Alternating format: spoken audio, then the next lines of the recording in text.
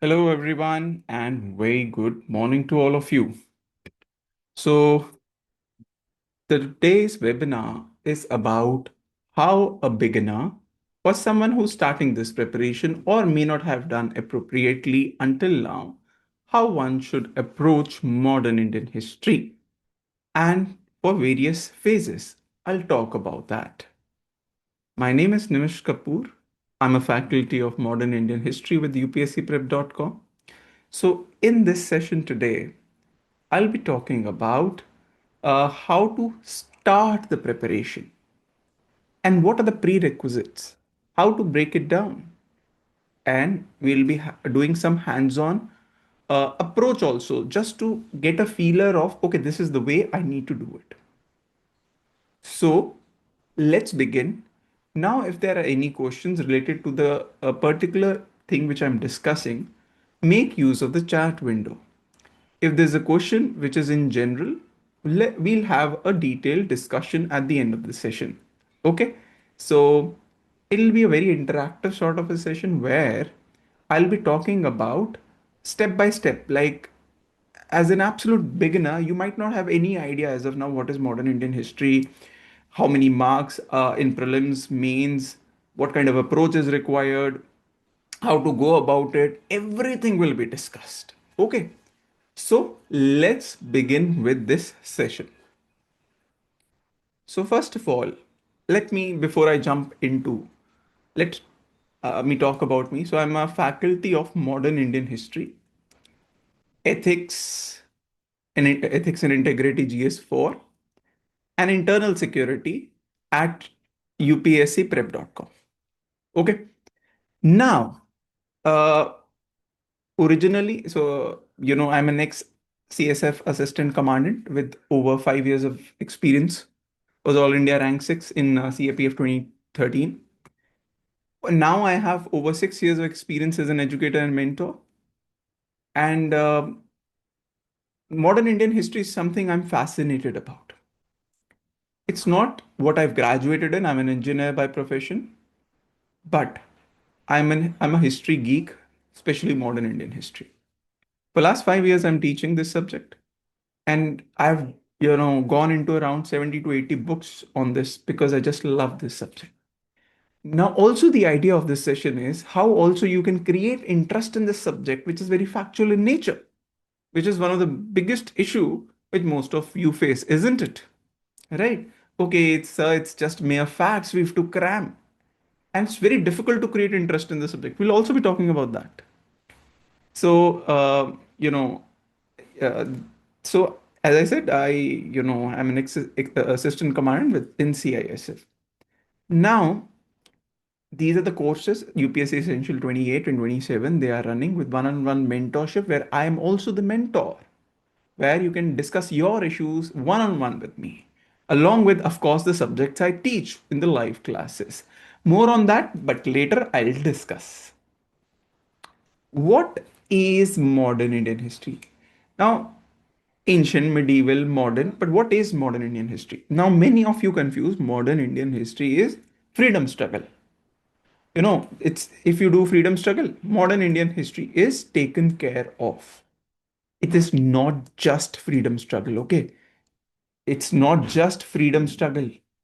So, why? What do I mean by that? Freedom struggle, the sense of nationalism grew in India more around 1857 and after.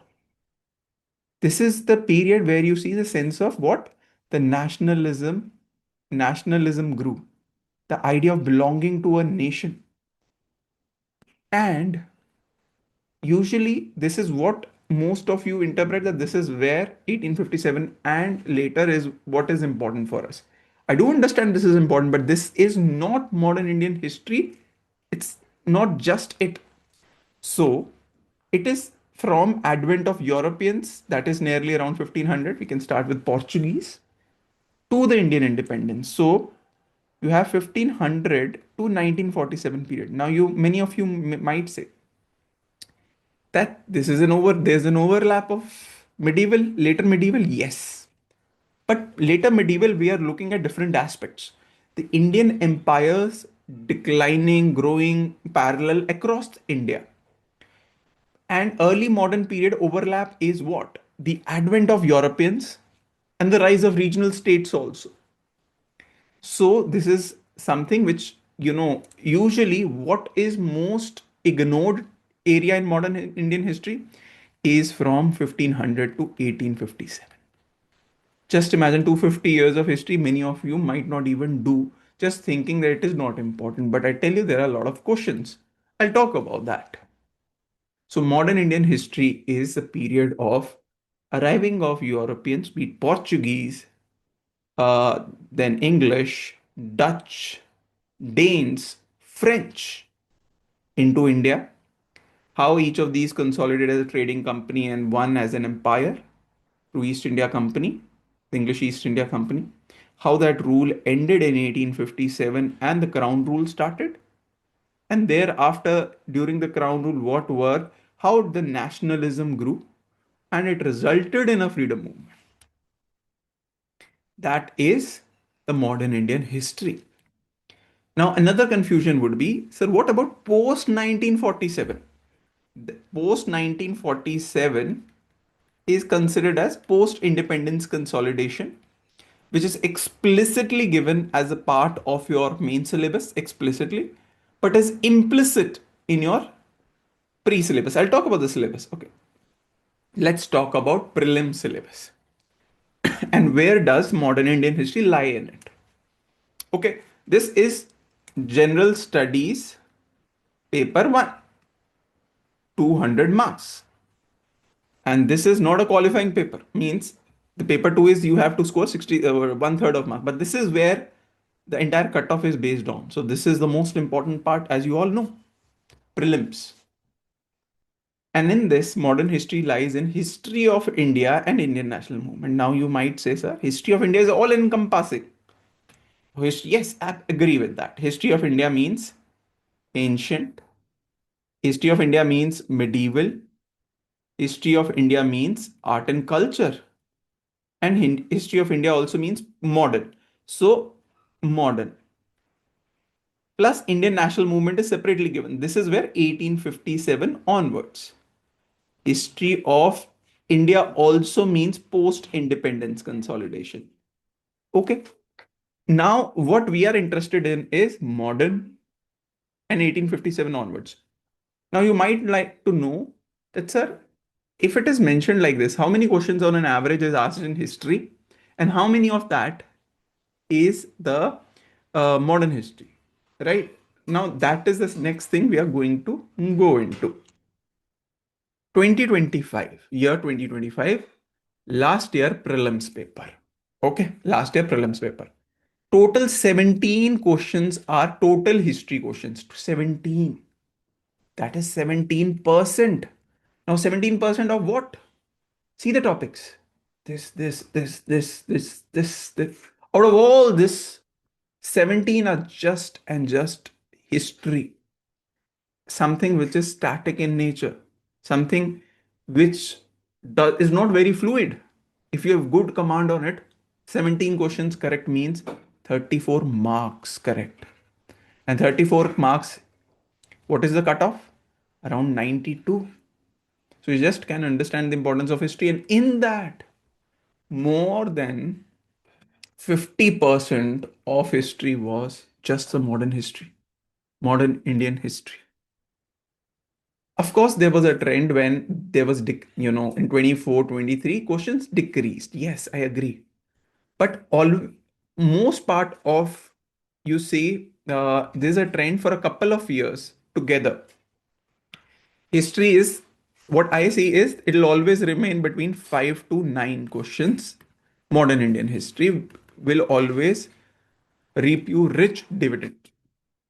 Limited syllabus, quick revision, and easy. 9 questions correct means 18 marks. And I tell you, this is the most you can benefit out of any subject because it's not dynamic. It's not like economy where current affairs is an integral part, or international relations, or science and tech, or environment. This is absolute static, but yes, you have to be smart in revision. And we'll talk about step by step, but you understand modern Indian history is going to be continue to be very important element of this exam. And this is just prelims. Means also I'll talk about. But so see, one thing I'll tell you: if you have to clear pre, if you have to clear pre, you cannot do without modern Indian history. You cannot. Let me be very clear. Hence, this becomes a very, very important part of your preparation. Now, how to start it in a right way becomes the issue. Now you've understood that in prelims, this is the syllabus. This is modern Indian history. This is the weightage in pre. You've got until now. Now we'll decode, decode prelim syllabus looking at 2025 and 2024 questions, prelims questions. And we'll understand that what kind of questions. So now, as a beginner, I also want to know what is asked, how it is asked, so that I have a better clarity before I jump into the subject. Do you have that, that query in your mind? That, I just want to have a feel of the subject before I properly go into it. Because this is the biggest mistake beginners do. Without knowing how to do it and what is expected of you, they directly jump in. They just try to cram stuff and then they realize, okay, this is how the UPSC is asking. But the way I've done is a little different. So I'll decode it through 25-24 just to give you a feeler. Let's have a look at it. Now, this is a question. Can everyone see? Can you all see?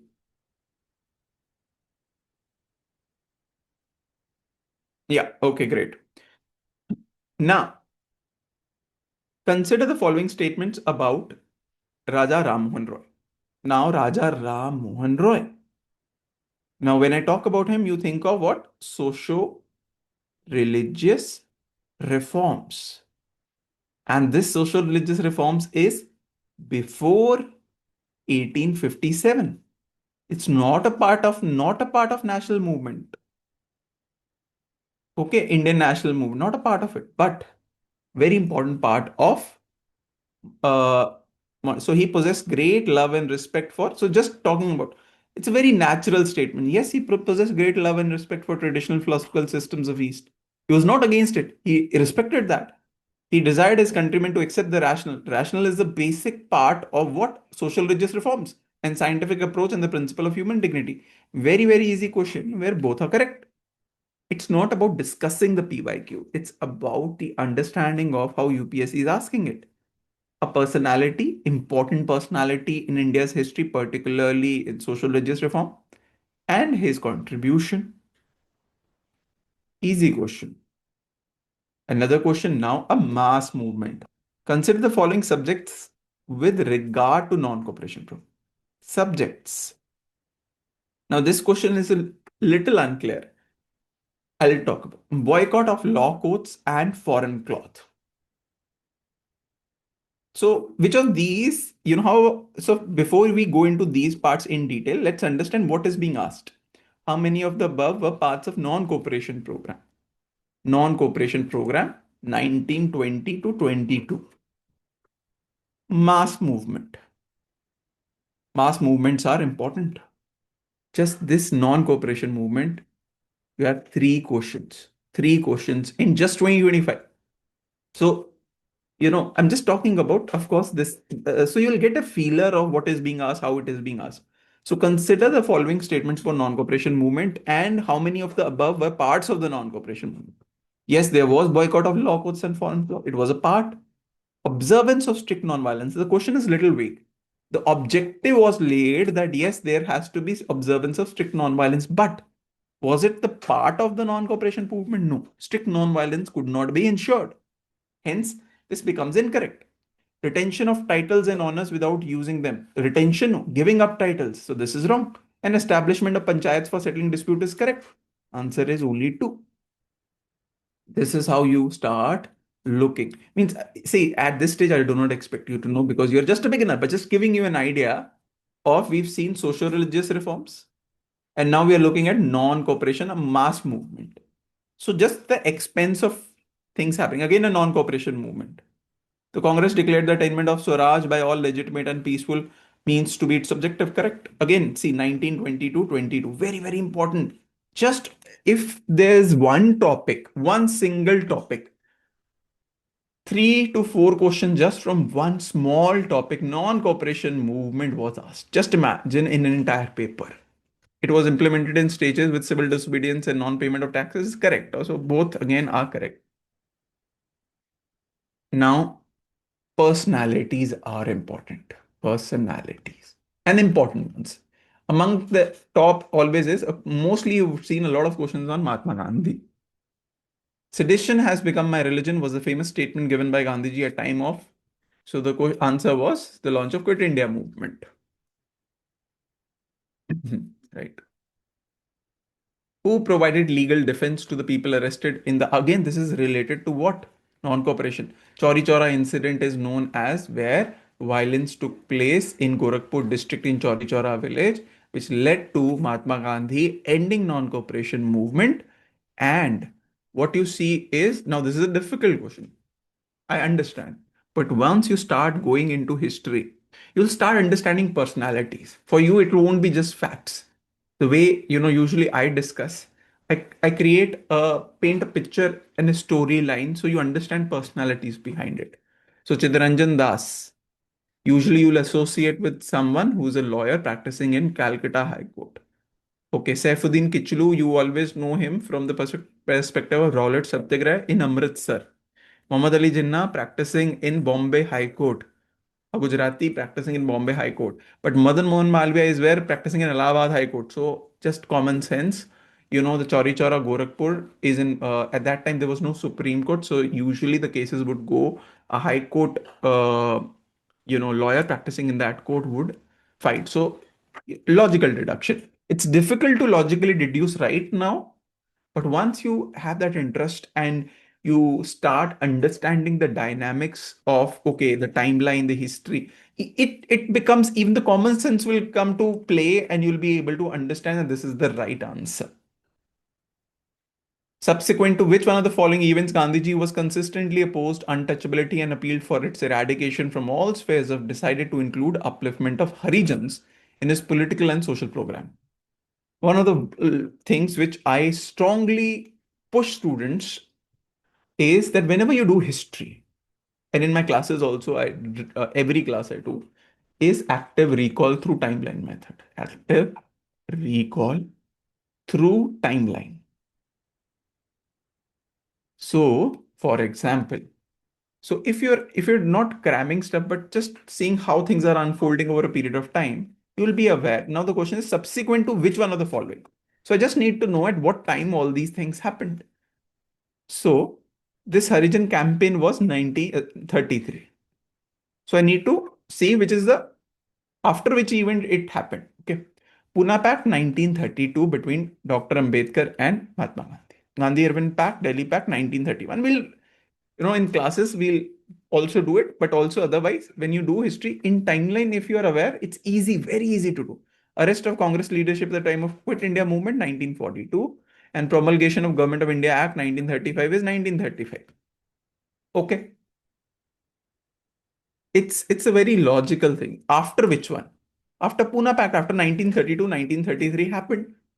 If I know this, I can easily. So answer is A. Sorry. So answer is A. Okay. So this is how you logically again reduce just through timeline method. So I feel one of the best ways to do history is slowly understanding the timeline. Now you might say, sir, as a question is asked by Vaishnav right now, are dates important in general to know? First is creating a big picture. For me, the dates, every date or micro, the important means you can say, I won't be able to remember in first go. Let me be very clear. I need to go in the sequence in understanding, okay, this is how things unfolded. But in my mind, some important dates will settle down eventually. When I say that, I mean, like, let's say, okay, 1757, I remember Battle of Plassey happened. Okay. 1764, I know Buxar happened, let's say. Thereafter, I might think of, okay, I know 1793, first Charter Act came up. Oh, okay, this I have got an idea. Let's say the next time I come around, revise, then I say, this additional information now I've understood. 1759 Battle of Badar also happened. Okay, 1773 Regulating Act also happened. 1784 Pitt India Act also happened. Just telling you, this is how things settle over a period of time with the multiple revisions. History is not to be crammed. I request you all. There is a mistake when I was a student I used to make and used to hate history. Today, I am, you can say, as I said, history geek. The big books you see behind me mostly are of history because this is something I'm fascinated about. Because when you start understanding and there's a picture in your mind over the time, it will settle with you for a year, 2 year. You don't have to come back every single time.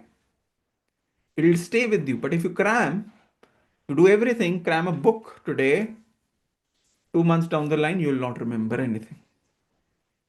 So, do history when you're reading it and when you're understanding it. You just have to see how things are unfolding and as if you're standing there and witnessing it. Certain things will settle in your mind, certain will not. But with eventual revisions, things will start settling for a long period. Remembering years is not tough. Problem is we are not assigning anything to it. You are right now saying Pune Pact 1930, Pune Pact 1930, but you are not assigning, okay, Dr. Ambedkar and there was communal award after second round table. If there's a story in your mind, if there's a story in your mind, Ramsay MacDonald, who was a British Prime Minister, after the second roundtable conference in London, he announced a communal award in which he said that there will be separate electorates even for depressed classes. And Mahatma Gandhi was not happy with it. So Congress decided we will not participate in third roundtable conference. And he, when he came back to India in Yerabada jail, he started fast unto death. And the pressure which eventually resulted in Pune Pact. If the story is in your mind, the dates are very easy to remember. But the problem is we are doing it other way around. We want to cram dates right now and just associate a fact with it. But this is not how history has to be done. The thing is that the way we've done it in our schools or colleges is it's not the way we should approach history. I'm just saying in UPSC, it's very first is the understanding part, the major times, okay? And then with the revision, with understanding, further understanding, dates will start settling in your mind.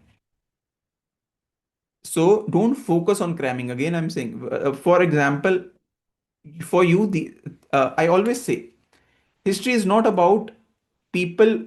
The facts on the piece of paper you have to cram. It's about the story. It's about the people behind it. So when you associate something, like for example, you might have read about, let's say, a revolutionary V.D. Savarkar or Madan Lal Dhingra. If I'm just reading cramming fact, it may be difficult. So what I also do, I try to associate an image, maybe a story, and then I'll not forget. So what is cramming? I'm being asked. Cramming is when you start just rote learning without understanding the story, the facts, the timeline behind it. I'll talk about Apurv, what timeline personalities. Can you tell us what else? Everything I'm talking about at every step, what is important. So this is a question which I was another question. Now this is a this is a question of early modern period, and it's given in the NCRT also. So it also signifies. I'll come to the sources also. Early modern history. Now consider the following fruits: papaya, pineapple, guava. How many of the above were introduced in India by Portuguese in the 16th and 17th century? Now you might not have taken it seriously, but it's a question which was introduced by, so it's given in the NCRTs. Very easy one. All of the three are introduced. So but then Again, why I'm emphasizing it is that it's modern history is not just about national movement.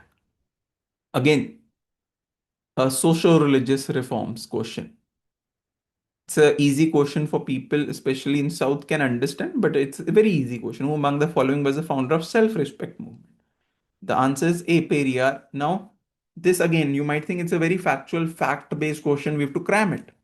But if you are understanding the evolution of social religious reform movements in various parts of the country, and especially in South, where self-respect movement and the Justice Party are very important elements, then you will be able to decode it very, very easily. I'm coming to that, Lavish. So I'll coming to that of how to decode.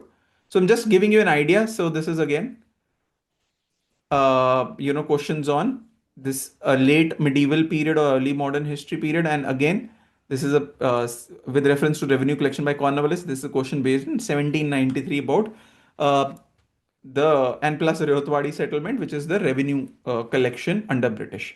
So now and similar is the question on these two questions. Now I'll come to from prelims perspective. Now, preparation is not done in isolation. Remember that you don't have to think, okay, prelims, I have to prepare this, mains, I have to prepare this. Preparation always has to be integrated. The first step, I'll talk about steps also, is a broader outline. I just pick up a book, let's say any history book. I pick up, okay, I just start reading it an understanding of how things are shaping up. But my mind is not focused on remembering everything at this stage. The first read is to get an outline of how things over a period of 2-3 centuries took place, so that now I have got an interest into going into more nitty gritties of it. And once I get that grip, I'll automatically understand looking at PYQs of what is expected of me in prelims and mains. And now this is what I'll talk about. What is expected of you in prelims. Facts, what we've read in the previous questions is what and when is more important. So, more of factual clarity and timelines is important. But factual clarity, again, I say is don't start just remembering dates, okay, repeating this. Real interest, real fascination of the subject will only rise. First is creating a broader understanding, a general introduction of the subject. And I'll talk about sources of how we can do that. Then going into finer details. I also talk about my approach in our essential course of how it is designed that way. Then context from current affairs. Now, again, a question would be, what is the role of current affairs in modern Indian history? History is as it is. And what do you mean by context from current affairs? For example, this 2025 was celebrated as 150 years of birth anniversary of Sardar Patel. I may have to be a little more aware about his role in Indian national movement, or 100 years of Kakori conspiracy by Hindustan Republican Association. Hence, that revolutionary moment becomes more important. Or 2026, we are celebrating 150 years of Vande Mataram. I'm sure all of you would have read that in newspaper and heard about it, isn't it? Hence, anything associated with Vande Mataram, be it from Bankim Chandra Chattopadhyay's Anand Math to Swadeshi movement, where Vande Mataram was a very important rallying cry. Right. So this is how, or for another example, celebrating tribal revolutionaries like Bhagwan Birsa Munda is important. You see Prime Minister, President paying homage to them. So automatically for me, the Munda revolt and the Ulgulan becomes important. I'm just telling you, this is how you also interpret current affairs. And I understand that this is where the UPSC might like to focus this year. Okay.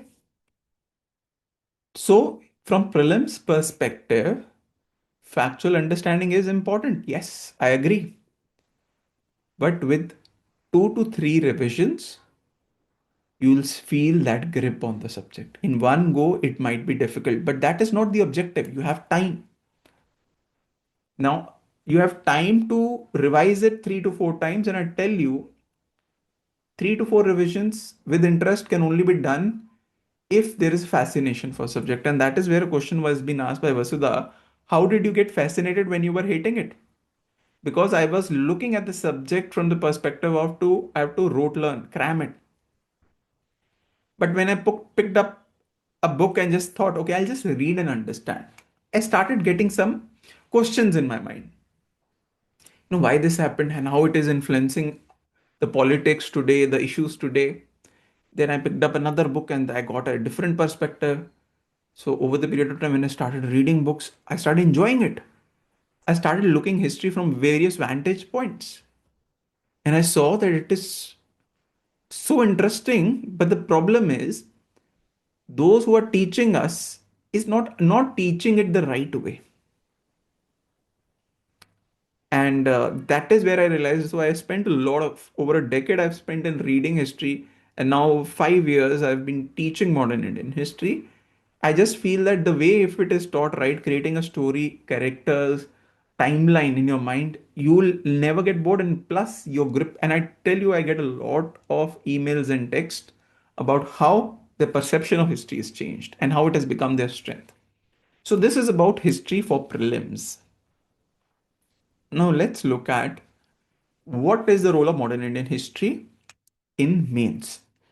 Now, mains, as you know, there are four. Uh, so there are in general studies one essay, which is paper one, essay paper, and there are four general studies papers. So this is general studies one, general studies two, general studies three, general studies four. Okay. Now, general studies one is where modern history lies, modern Indian history. And this is the notification of 2025, which I've kept in front of you. 2025 notification. 2026, sorry. Latest notification. General Studies 1 says, so this is 250 marks paper. General Studies 1, Indian Heritage and Culture, History and Geography. Okay. Now, this is not entire syllabus. There's one more page. But in this paper, these are the 2 pointers where modern history lies. So it says modern Indian history from about middle of 18th century. Now here timeline changes. In mains, timeline is not from 1500 onwards. It is from 1750 onwards. Why? Because it says middle of 18th century until present. Present. You mean present also means that is 2026. It's not saying 1947. Okay. But then oh, present means post independence also. Post independence, this is where present comes in. So these 3 pointers, post independence, let's not think about it. Let's focus on 1750 to 1947. That is one. Now here, very, very important thing you need to focus upon. And I'll show you why it is important. Modern Indian history from about middle of 18th century until present. But what is important in this? You have to focus on significant events. Significant events. It's personalities and issues. These are three things where UPSC will emphasize upon in this period. Number one. Second thing it will emphasize on is the freedom struggle. Freedom struggle.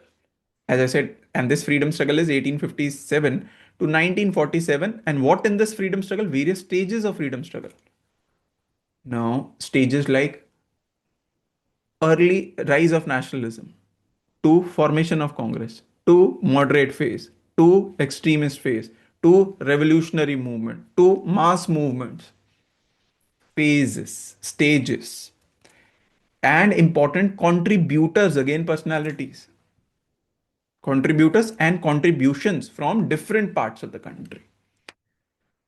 So this is the focus. Now you might say, sir, what about present? Present is post-independence, after 1947 until now. That is also one question usually is asked. Now in this, what is the weightage? On an average last few years, two questions have been asked. Two questions. It is one 10 marker, one 15 mark. Couple of years ago, 3-4 years ago, three questions also. Last year, 2025, one question. So it can vary 1 to 3 questions. So 25 to 40 marks. Only once in the history has ever one question been asked. That is 2025. But usually expect 2 to 3 questions. 2 to 3 questions. 25 to 40 marks. Modern Indian history. So in terms of weightage, the importance modern history has is not huge.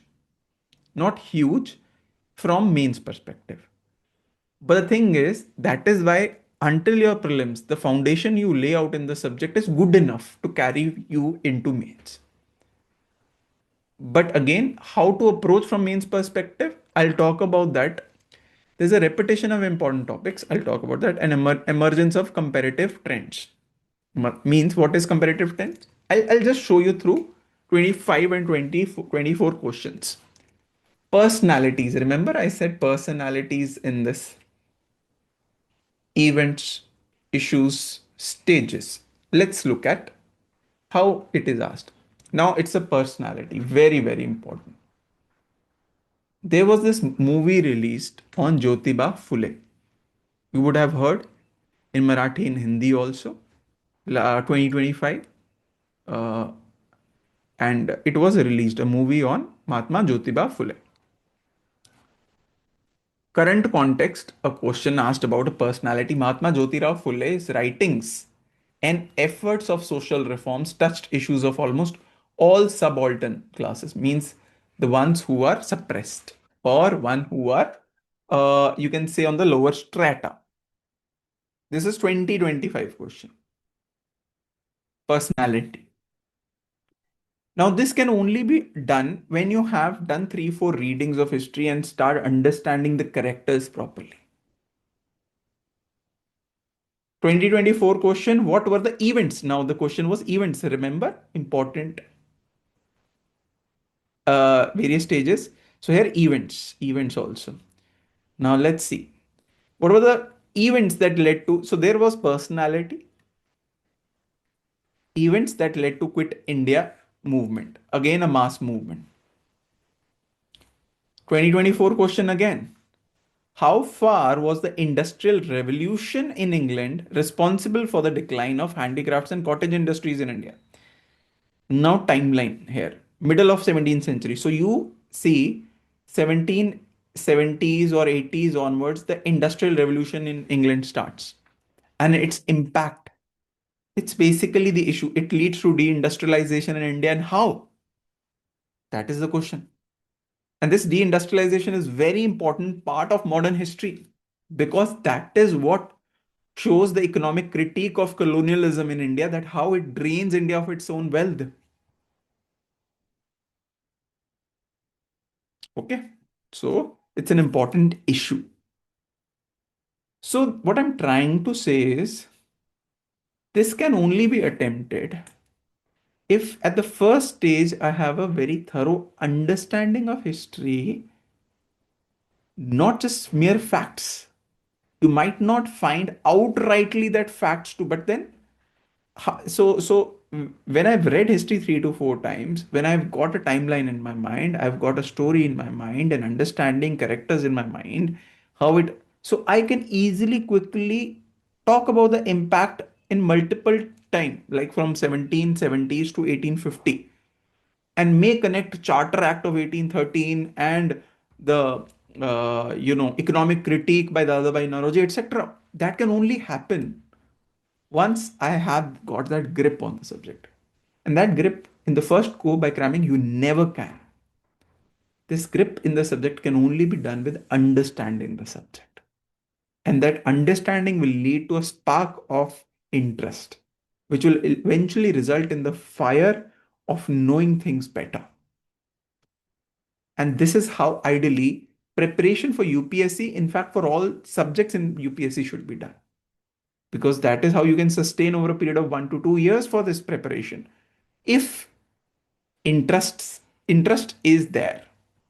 Otherwise, when you look at the same book, you have to come back to again. You might feel, oh no, I don't want to do it. This will happen.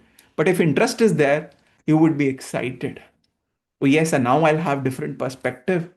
Now I'll have deeper understanding. I'm excited to know. Are you all getting me? What I'm trying to say?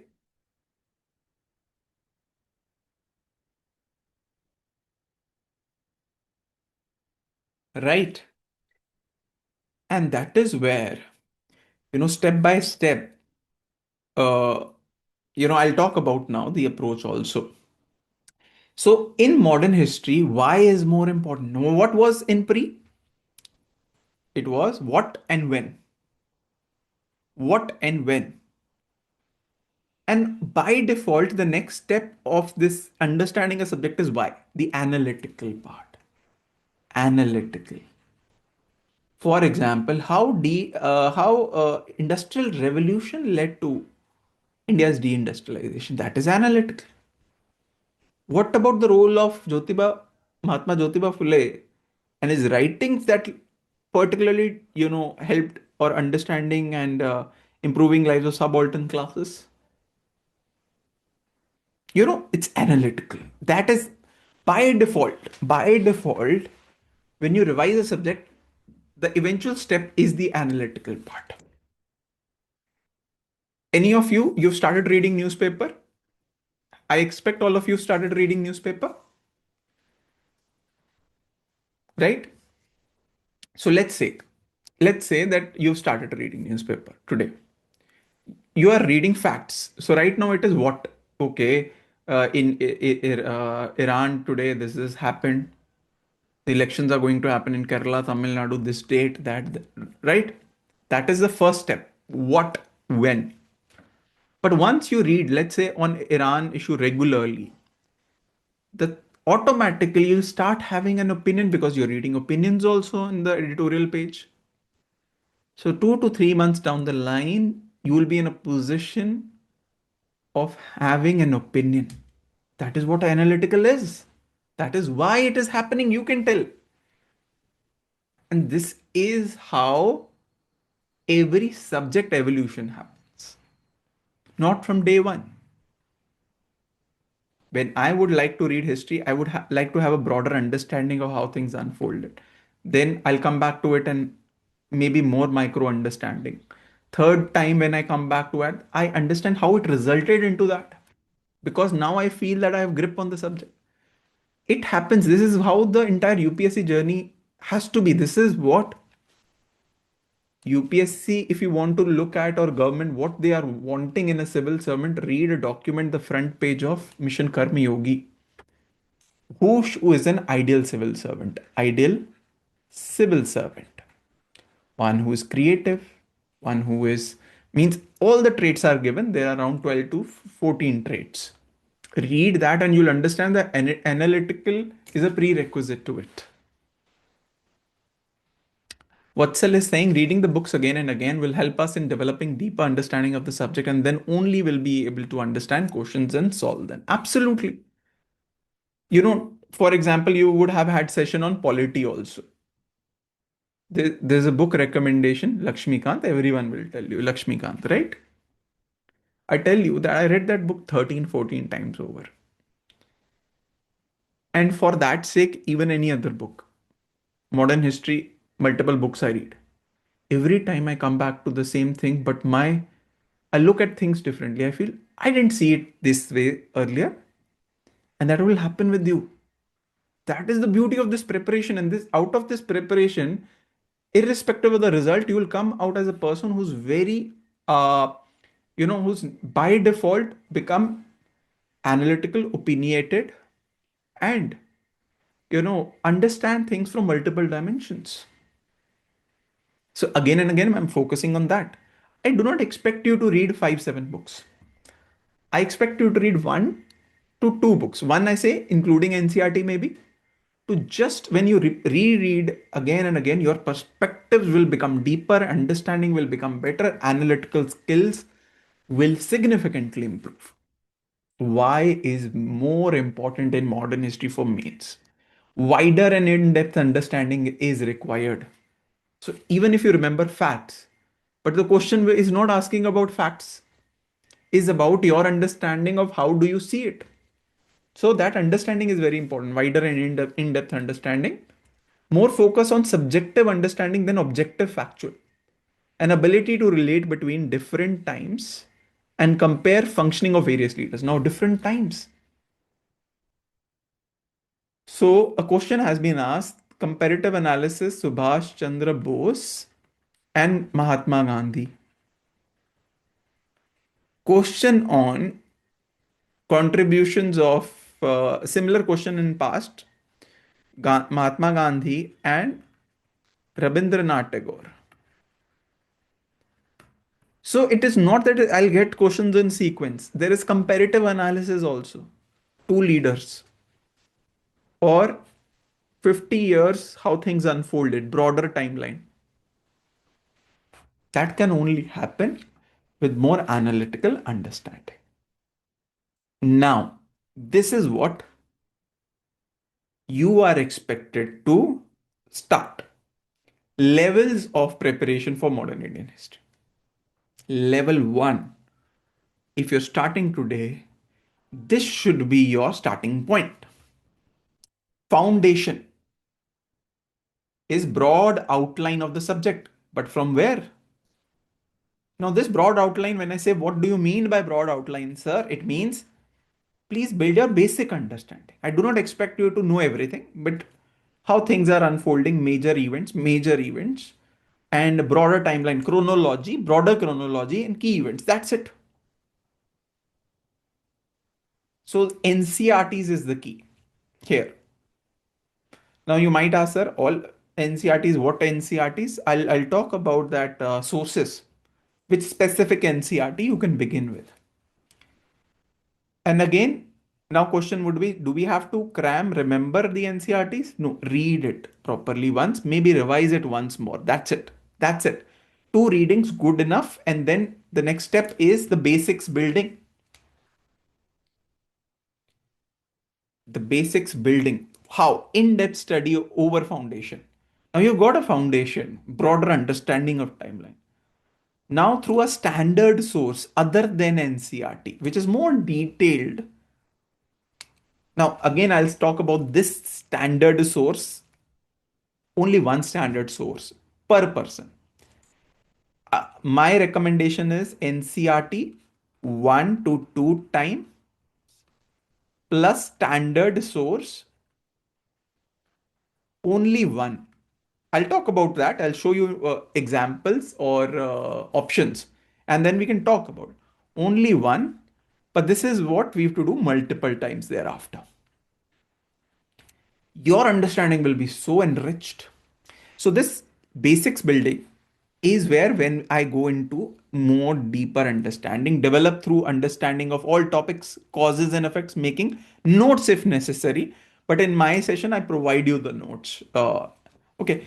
Now, a conceptual book, one book I'll share, like you can pick any one out of it. Level 3 is advanced. After couple of reads, by default your understanding will go into more analytical understanding, and plus answer writing you will start practicing at this stage. So basically couple of reads of NCRT, couple of reads of standard source, and now you're ready to write answers. Here critical perspective, connecting themes, personalities also, themes, writing structured means answer. So why, what is the impact of this? Critical analysis, integration with current events. When I say means the current relevance also, we can talk about that. Now sources for foundation, step 1. Now the NCRTs are changing. One of the things I'll be talking about is that new NCRTs are being introduced uh, by the ministry, by the NCRT itself. So These are the ones which are currently there, but soon be changed. Soon be changed. But in past, this is what we've been doing. So class 8th NCRT is the starting point for you. R past 3. And then there is part 3 of class 12th NCRT, themes in Indian history. Now these are both modern. Now you might say, sir, why part 3? And why R past 3? Is there this question in your mind? What about part 1, part 2? R past 1 is class 6th NCRT, which is ancient. R past 2 is class 7th NCRT, which is medieval. R past 3 is class 8th NCRT, which is modern. Okay. Same is themes in Indian history. Part 1 is ancient, part 2 is medieval, part 3 is what we are focused. This is foundation. Read and understand 1 to 2 times to get a grip. But one more thing, as I said, NCRTs are changing. Part 1, so there is this new NCRT introduced, Exploring Society, class 8th, grade 8, part 1, India and Beyond. Part 2 was also recently released, but what happened with corruption in judiciary, you would have read in newspaper, NCRT has taken it back.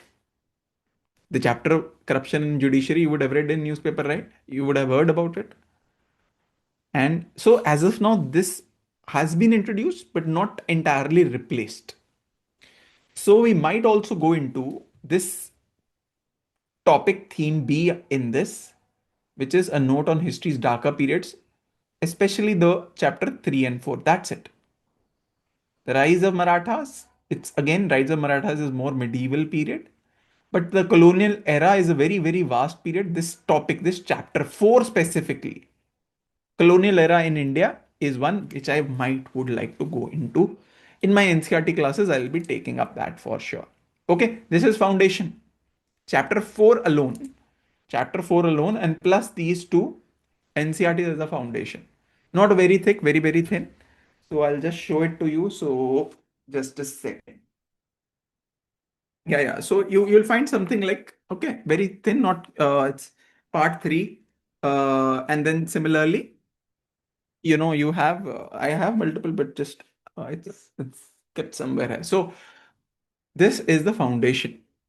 Okay, once or twice you read it. Why? Because UPSC tends to ask questions more directly from NCRT also in prelims.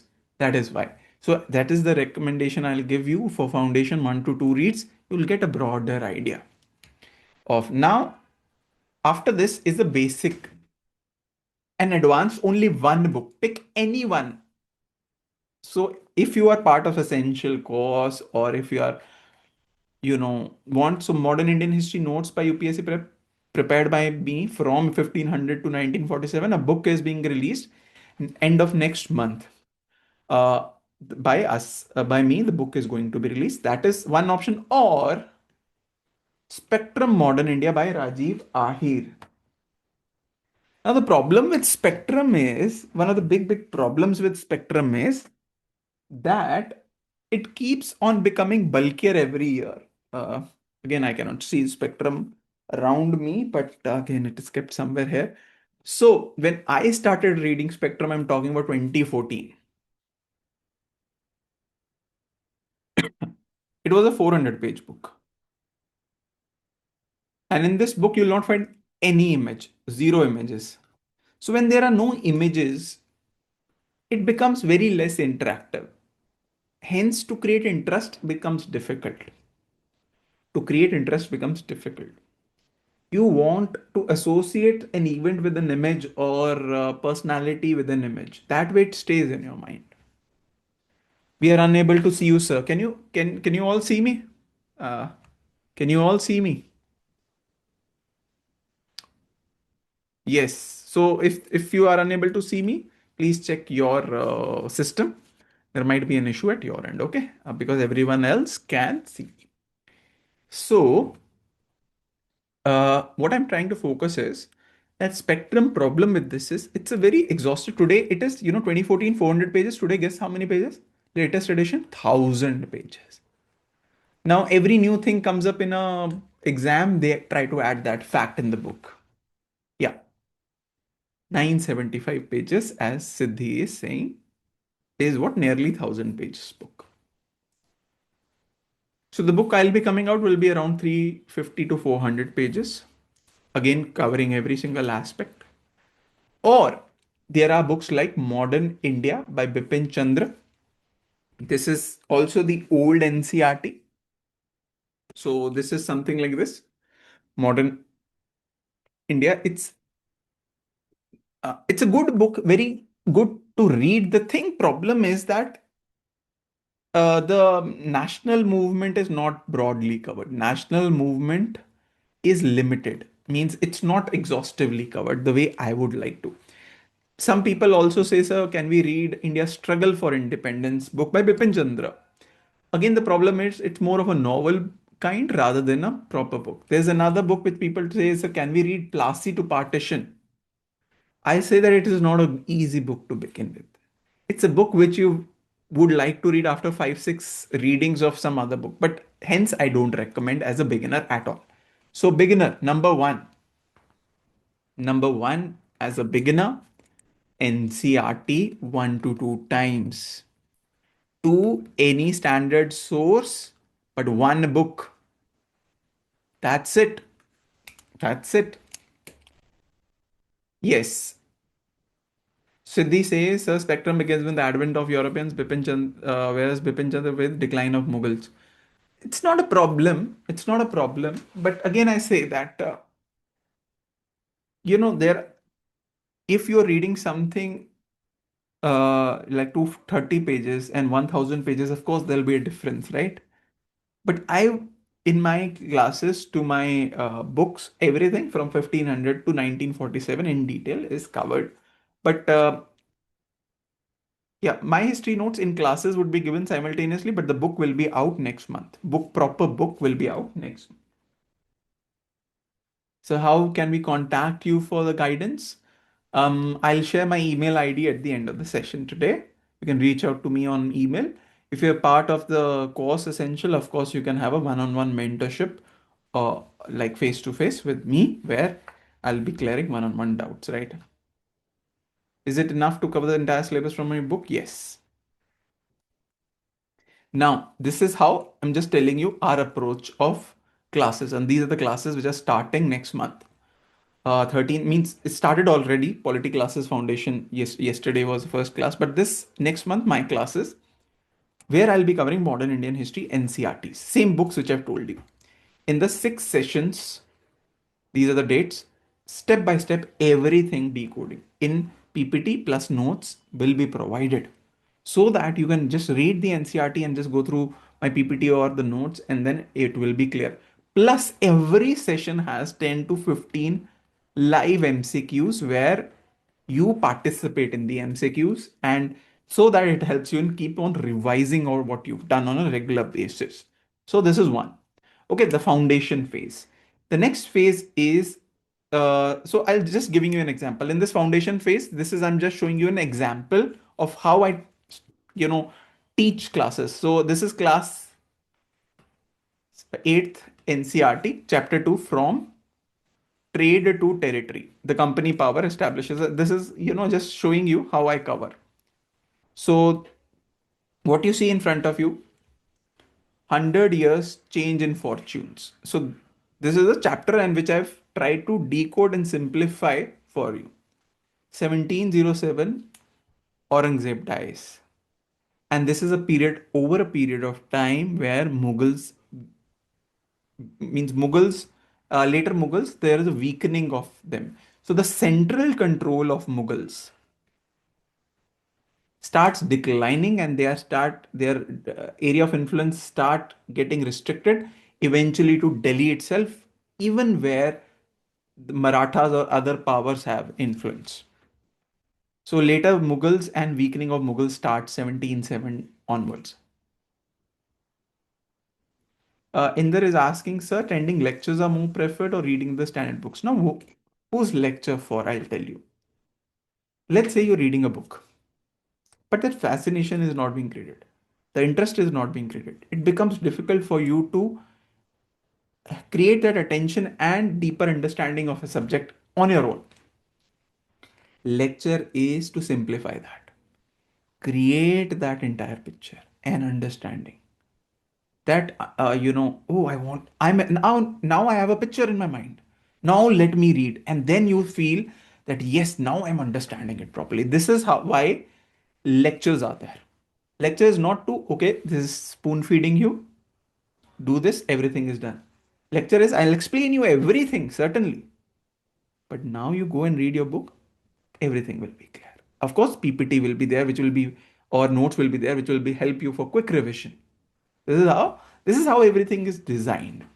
Okay, rise of regional states start 1722 20 onwards, where you see rise of even Awadh, rise of Bengal, rise of Marathas already there, but now more consolidated under Peshwas, rise of Hyderabad as a state. More states are there. Karnataka is there. So where can I find your book after launching? It will be shared. The PDF of it will be shared on the group Telegram, UPSC Prep, as well as on Amazon. It will be launched. Okay. Now 1799, expansion of political power. So 1757, rise of company as a political power. 1600 is when company was formed, English East India Company. They came in India, set up factories. For 150 years, they were just a trading company. 1757, Battle of Plassey happens. And after this, the company start getting some political power. The real power actually is 1765, Treaty of Allahabad, when they get Diwani rights. Real power. And that is how things starts unfolding. But I'm just giving you, this is how, you know, NCRT, I'm not going into finer details right now. I'll create a picture timeline. Okay. So this is, 1750, how regional states look like. Just showing you the Marathas, the Awadh, the Bengal. Mughal are restricted now to just Delhi and around. Rajput, Punjab, Sindh, Hyderabad, Odisha, Mysore, Karnataka, Travancore. This is the picture you get of 1750. So in my sessions, I use a lot of diagrams, lot of infographics, lot of maps. So you know what is happening. You know, easily associate things. So this is just showing you that in my foundation, how I'm covering it, where it all started. So again, step by step explaining everything, how things happened. Properly East India Company formed in England, gets charter from Queen Elizabeth to trade with the East. And then and also one of the things which I also run my channel on book recommendations. And if you're a person who likes reading also, I every session I give one book recommendation. It's not a mandatory for you, but only if you love reading, and I push people to develop habit of reading as well. I also share anecdotes and stories for 5 to 10 minutes in my every session, where from a particular period which we are discussing, so that again your interest improves. So East India Company formed in England. So just telling you how I simplify the NCRT and explain every step. Again, a lot of maps of what route the Portuguese took to come to India, and what were the earlier routes also. We'll be talking about that. How they formed their factory in Bengal. From starting, the first factory was in at banks of river Hooghly in 1651 to 1717. Farooq Siyar giving the Golden Farman, which became the Magna Carta. Of that, they could do duty-free trade and issue dastaks. Dastaks are basically trade permits. And this is where the monopoly of English companies started in trade in Bengal. And that is what they never wanted to lose. That is what led to their conflict with the Nawabs of Bengal, especially Sirajuddaulah. Okay, like that. So, step by step, 1717, Mushid Quli Khan, 1740, Ali Vardi Khan, and then Sirajuddaulah, 1756. That is where the real conflict starts. How much time is needed to. So, as a beginner, 2 to 3 weeks maximum as a beginner. One good read of NCERT and standard book. 2 to 3 weeks. Eventually, the time starts declining to 2 weeks, 10 days, 7 days, and fourth, fifth read, you will get 5 to 4 days. This is how happens history.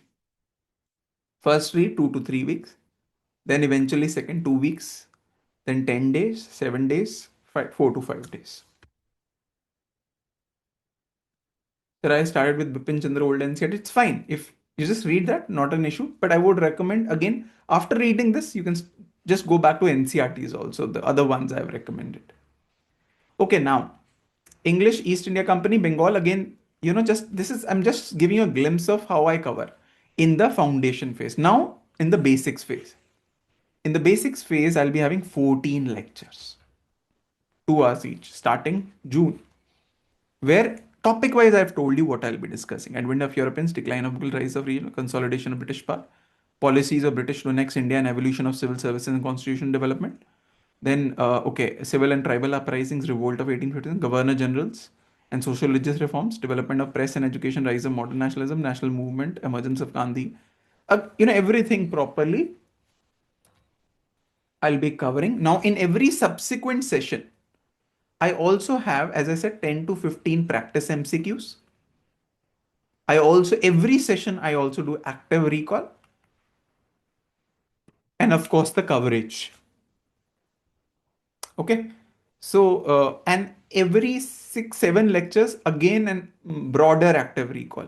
So that multiple times I'm revising with you. Okay, again, example I'm going to give you in the basic phase of how things are covered. Like this is your advent of Europeans. So I cover, okay, this is the map. These are the earlier trade routes.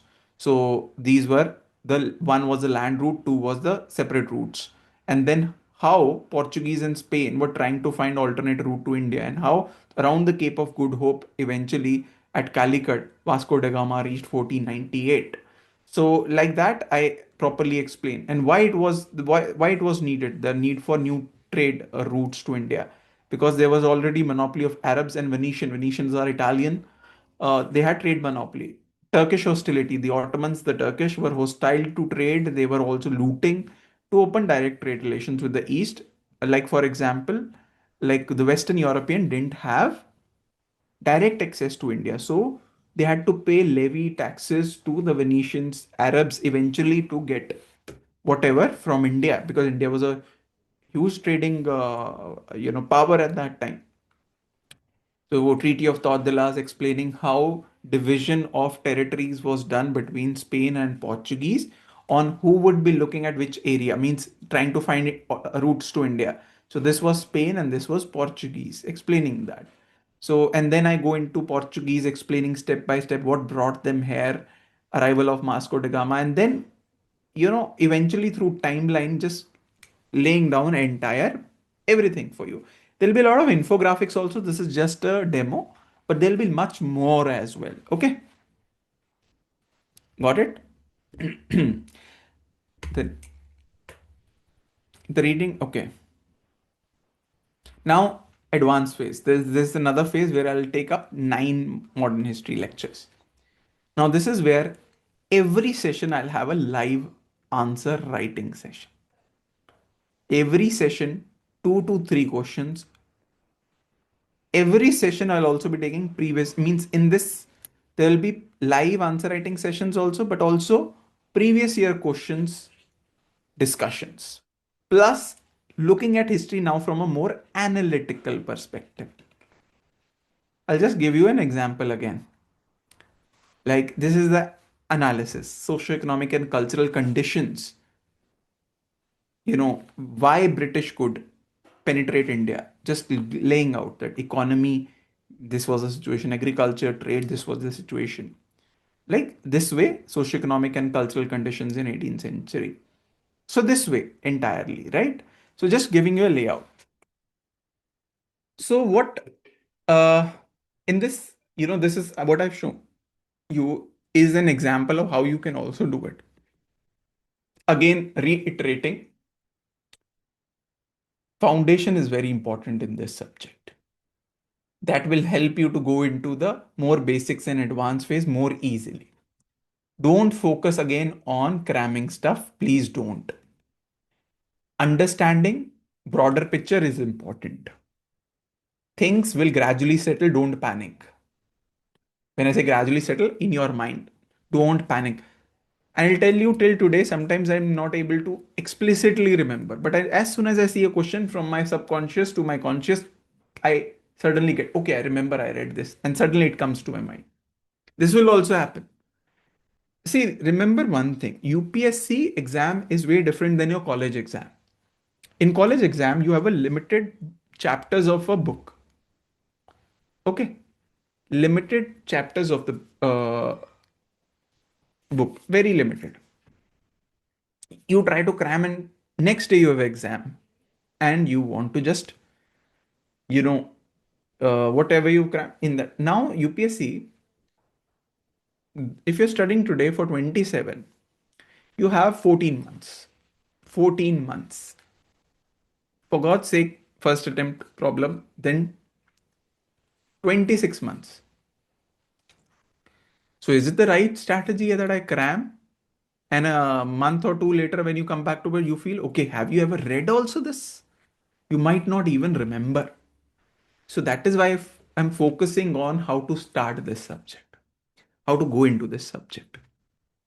Now, when I talk about the course, as I said, the three steps you've known, but over and above that, every week, one to one mentorship you can schedule with me.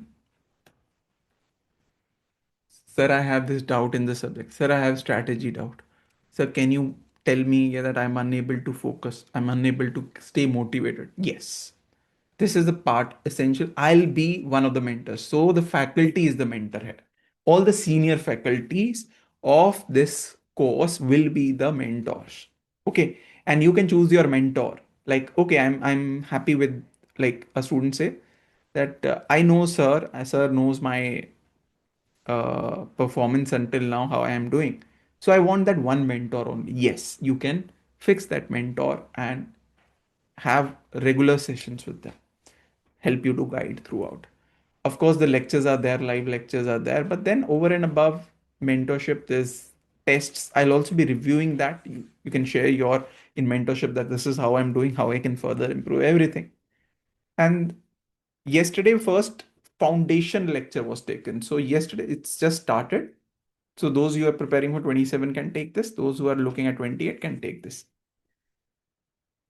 Uh, Sir, need to study all topics if you're doing spectrum. Spectrum, see, now the thing is, nobody can tell. I would always recommend in timeline, try to cover everything. But the questions can be asked, which is not part of your book. Nothing is guaranteed in UPSC today. That is why I say current context is very important. Like, for example, if you're reading Indian Express, if you're saying Indian Express, you're reading, and in that there's an article on Macaulay. Now, Prime Minister Modi ji is saying about that we need to decolonize our minds and our institutions, where Macaulay's influence is still there.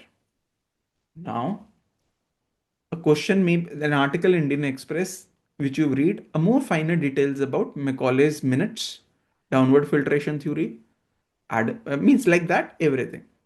But that is not reflected in your book. Hence, that newspaper article becomes important for you. UPSC might see, okay, interesting. Let's ask this question this year.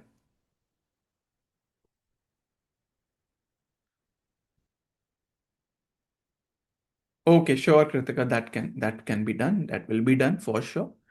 Sir, in your opinion, which can we refer one book if it is Spectrum of Bipin Chandra? As I said, not everyone likes Spectrum. Let me be honest. It's a old book. It's an exhaustive book. But as I said, the problem with it is very small and very bulky. As a one a reader who's starting, it might be a difficult thing. So see, Bipin Chandra is fine, but you have to link it with the NCRTs also. So offline classes aren't available. Online classes are available this way, interactive way. Of course, screen also live where I'll be taking up those classes. Um, Next week also I'll be having ethics session with you. I expect all of you join because it's again because I'll also be sharing one of the things ethics I teach is having 5.5 years experience in service, the challenges as a civil servant, and how you can approach that, what is expected of you in the exam in ethics, that I'll also be taking up. So let's have more questions. So house is open. Now you have broader idea how to approach modern Indian history, how many questions are asked, the way it is asked, what is expected at each stage, how to approach and how we approach, that clarity you have. Any question? Let's have live questions. Internal security, we'll update you if there will be internal security session. I will be updating you. The fees, just go on. Now, two things I'm sharing with you all.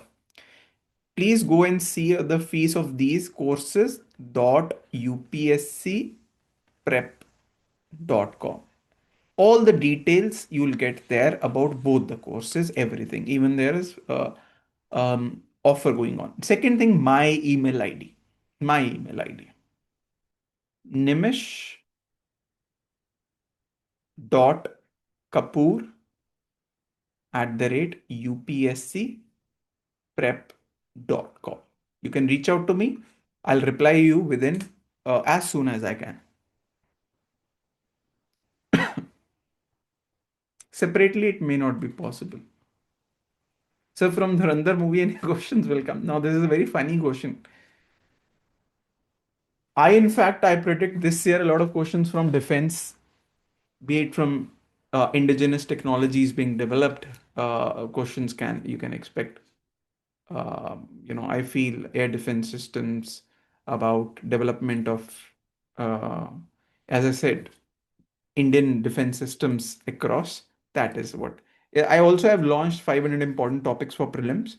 If anyone you watched, that also this year. Plus today 200 MCQs on based on it will also be released.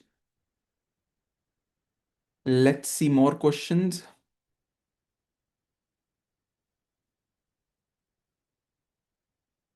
When to start taking notes, I'll be telling you. So usually the notes should be started only after second to third read, not in first read. First read, you will feel everything is important and you will try to write everything. So that is not the right time to make notes.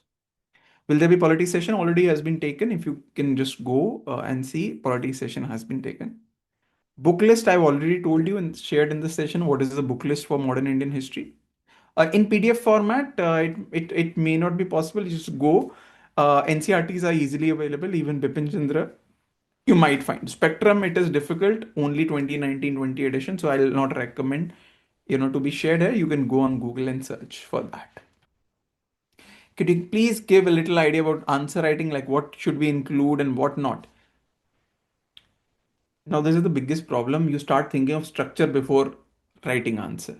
Answer writing is all about addressing the demand of the question. What examiner is trying to ask you, you just hit the nail on the head. Address that. You'll be given marks on that. Sometimes we try to be extra smart. Long introduction, see, examiner might not be aware. Let me just give this introduction, even if it is not us. That is not the key. Once that is taken care of over the period of time, you'll start understanding how I can structure it better. If there is a requirement for 1 or 2 lines of introduction or not. This is how it is. Okay. So could you please provide your YouTube channel for my videos? You can, go on UPSC Prep YouTube channel where I share a lot of videos on strategy, everything. Other than that, my YouTube channel is UPSC Daily by Nimish, where more videos will be released soon. So please share the timeline. Timeline video will be released soon, where entire timeline in 1 hour session I'll be taking up. Not recommended for young, means those who are starting, but ones who have read it once to twice. So that will be released within a week or two. Entire timeline in 1 hour I'll be releasing. Kirtana is asking how to study NCRTs and other books in multi-dimensional aspect. You start as a beginner just to have an understanding. Don't look, start thinking from multiple aspects from day one. It won't happen, even if you try to, because the understanding develops over time. Your focus is whatever I'm reading, am I understanding it? And gradually keep moving. And over the period of time, that dimensions will add on, because then you will get perspectives. And next time you come back to it, you automatically will have better, multi-dimensional understanding of that. Any few tips for 2028 students? Start, create a strong foundation now. NCRTs, broader understanding, start reading newspaper. Newspaper is very important. I've been reading newspaper from the age of 8, and I tell you, it will give you an edge. Now you might ask, sir, newspaper means from UPSC perspective? No. First starting point is, as a layman, I want to be aware of what's happening in India and the world. I want to be aware, citizen. That is the first input. Then classes, monthly magazine, compilations would help you from UPSC perspective. Without reading NCRT, shall go for spectrum only if you're confident, because I tell you, otherwise people get very disinterested in the subject if they are overloaded with facts from day one. Okay, Ruhani is saying, hello sir, your story resonates with me as a fellow history fan from engineering background. Do you please share some tips on how I can approach history as an optional? It's a beautiful subject as an optional. I feel it's a little exhaustive, certainly, but please reach out to me on my email where I can guide you much better of how you can approach history as an optional. Okay. So any tips for 28 students? I have told you. Also, Girija is asking, so although modern history and its allied section is way more interesting than that of medieval or ancient history, and with your guidance, it will be easier to go through. But challenge still lies with that portion. So will you have a similar session for that also, including art and culture? I think so. Session has already been taken by ancient medieval by Rohan sir, who will be teaching you ancient and medieval and art and culture. I'll be taking modern Indian history, internal security, because I've been trained in. I've worked across 20 states in India in various security roles. I have a lot of interest uh, in security, and of course ethics, again, given my experience, and I've been teaching it for 4 years now. Sanjay is asking, sir, now I'm in my final year of graduation, thinking do MBA or should I wait and prep for UPSC? See, if you, after your graduation, you can take a year and then start with your career backup. Or if you feel that if I'm doing post graduation and I have time, then you can do it parallelly, not a problem. Kritika says, I read regional newspaper. Is that okay, or should I switch to Hindu Indian Express? I would say regional edition of the Hindu or Indian Express is fine. Regional edition, because I want you to be aware of also about your region. Pubarasu says, the session is wonderful. I got so much clarity about modern India. Subject by a lecture. So preparing for two or more subjects at a time, or preparing for one subject at a time. This is a common question. Should we do two subjects at a time? If you are full-time preparing, and I am a believer, if you're full-time preparing, have 10 hours a day to prepare, you can start with two subjects, because it keeps interesting things interesting. Okay. For example, not similar, not like ancient medieval one time and modern, but something like polity and modern, something which is more dynamic on one hand, more static on the other. But if you're a person who likes to go in a flow for 5 6 hours, one subject, even then it is fine. But a person like me, 3 hours, 3.5 hours, would like to also have a change of perspective. So, right.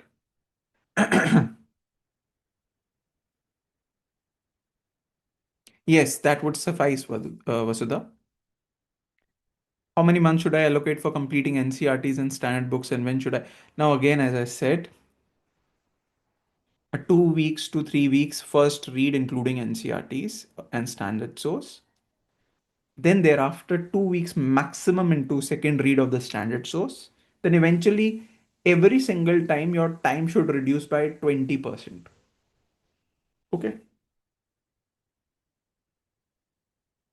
So, and you PYQs book. See, PYQs you can easily today even find on web.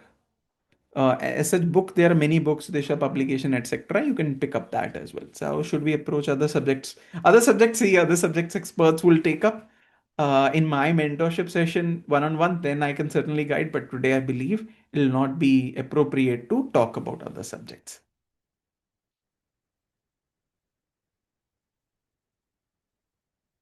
Shreyansh, maybe your question is wrong. Please have a look. Um, I think so. I've taken up almost all. So the questions. If there is anyone who's left, just copy paste your question and again post it on chat. If I've not taken up internal security, I'll be taking up separately. Don't worry, nothing to worry as of now. There, complete first reading. So the questions on Q&A, as I said, please do ask in chat only.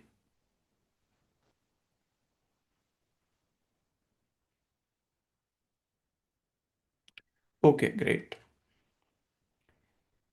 2030 attempts, sir. My attempt 2030. As of now, Shreyansh, just read from a story perspective. Whatever you do, at your pace. That is what I would recommend. Don't look at pre and mains as of now. This year, just try to read as a story to have an understanding. But there are various current discoveries being made, so how we can approach with news about excavations. That is more of the ancient part, excavations and all. But not much has to be integrated. Focus on the standard book and the NCRT, what has been provided. I'll not be taking up Sanjay. Sanjay, that question separately. If you mail me, I can talk about that. I've gone through Spectrum book, but it's so bulky. I'm waiting for your history. Surely, Manu, that will be released end of next month.